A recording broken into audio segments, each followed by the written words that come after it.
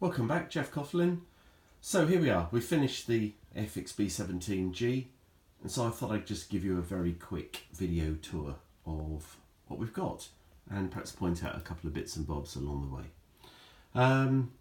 Yeah, nice kit is the short answer to what I think of it. A few design issues, I think. I think the transparencies are probably the most frustrating part of the build.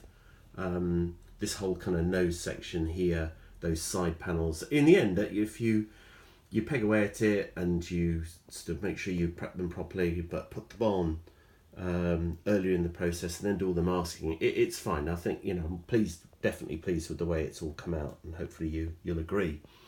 But it's just kind of painful, really, and especially down the back end too, that rear gunner's position. It's all a bit of a faff, really, I think. But there you go. That's just my personal opinion.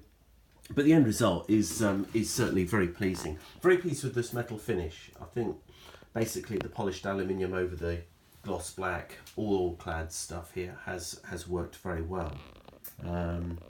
Yeah, very pleased with that effect. Just some final finishing touches to kind of notice.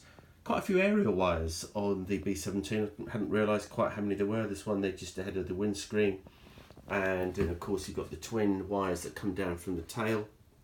Just use fishing line for those. And then, I don't know if you can see it, but there's a little aerial just underneath the fuselage ahead of the tail wheel. Yeah.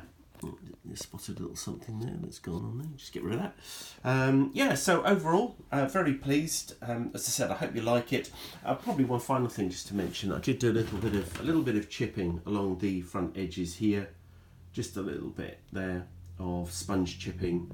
Just seemed sensible, really, given that the leading edges, I'm sure, would have picked up some of that. As I said, some of that chipping along the way. So a little bit of that done too.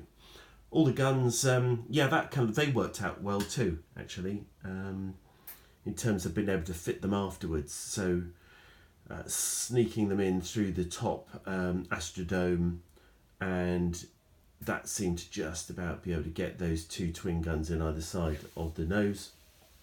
Turrets all fit well, so there's no issues there at all.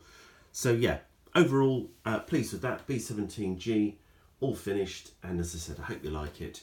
And onto that rather big A10, Spectrometer A10. I really got to get on with that now, I think. So that's going to be the focus, I think, now to get that one finished. So apologies for some of the delay with that.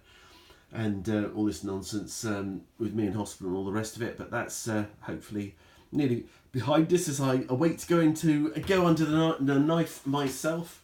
So that gallbladder will be out very soon. And then hopefully we can just get completely back to normal within a couple of weeks after that.